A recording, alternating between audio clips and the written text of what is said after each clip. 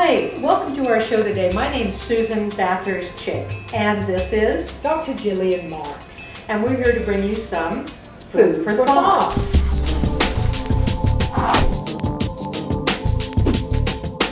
Susan Bathurst-Chick, Dr. Jillian Marks. Food for thought.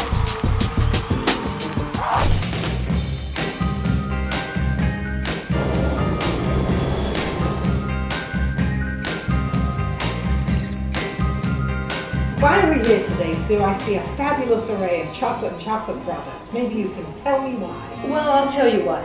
Chocolate has gotten a bad rap for centuries, and we have uncovered some things that are going to make you very happy today. So we're bringing you chocolate in the rawest form that we could bring it to you in. We couldn't get a pod here because we couldn't get it across the border.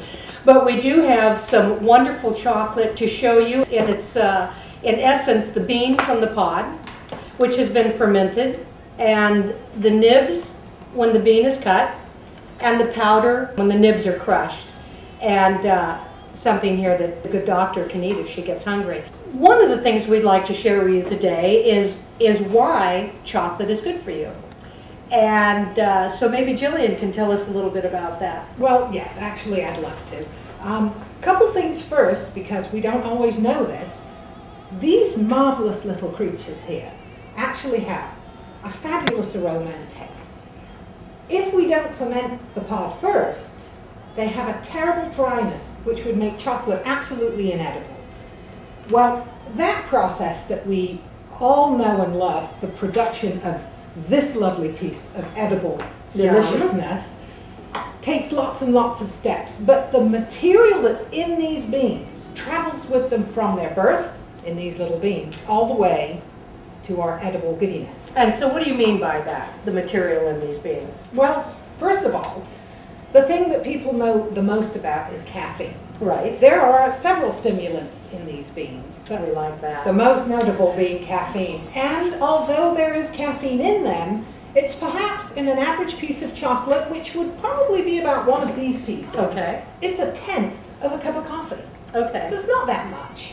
There are a couple other stimulants in there that you may have heard of. One of them actually has a laxative property, and that's theobromine. And then the final one, which is my personal favorite, Right. is phenylethylamine. You know, I don't even know why you would remember how to pronounce that.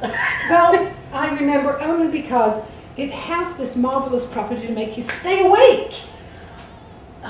That's the kind of thing that we like about chocolate. It's fabulous taste, its smell and its aroma, but it has these side effects too that are mild, but just enough to have the desired So effect. I could be driving and eat chocolate rather than drink coffee because it's going to stimulate me, but it's not going to give me a migraine headache. Well, that would be my preference. Of course, that will be your choice, but Right. that would be my preference. Got it. Okay. So On to number two. on to number two. Second most important thing in there is something called anandamine. Now, I know these are chemical names and nobody expects you to remember them unless you're in your chemistry No class. test after the show. No test.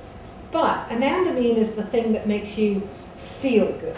It's the yumminess that makes you go, ooh. Aside from the fact that it has a lovely mouthfeel, it's the thing in your brain that says, okay, I feel good now. And chocolate is also in this form all the way through to Right. this fabulous smelling powder. Right. It also has the properties that stop the breakdown of that chemical so that those positive emotional feelings stay around a little longer. I like that. So it's the feel-good food. It absolutely is. So chocolate and cheese, we're on to chocolate. Well, I don't know that I'd pick them both at the same time, but if I had to choose, my preference again would be chocolate. There's nothing quite like it. And we've got a little something brewing that we're going to take out at the end of the show and share with the I audience. could smell something It good. is, and it's good. When we decided to do the show on chocolate, we got we sent away and found the most organic, purest product that we could possibly find.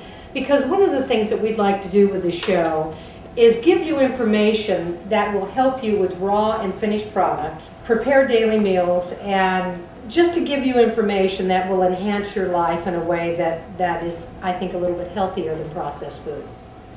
absolutely said perfectly. I mean, you're saying the things that I've been thinking for a long, long time.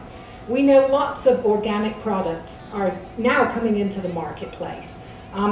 These are natural products that have been around for centuries. We're not the first people to discover chocolate, but we are the first people to add lots of sugar and lots of fat to it. And so is that what happens to chocolate when it becomes like a milk chocolate as opposed to a 90% chocolate? Say when you get a bar of chocolate, now everybody's pushing the fact that the higher cocoa rate, the better the chocolate. Is that what happens? Actually, yes and no. The yes part is you're right on with the solid product. Now, there are lots of products that are coming to market these days that are a combination of what they call heart healthy. Right. The idea that a dark chocolate product, which has less cocoa butter and cocoa fat in it and more chocolate solid, is better for you than a lower chocolate solid product, which has more sugar and more cocoa fat in it.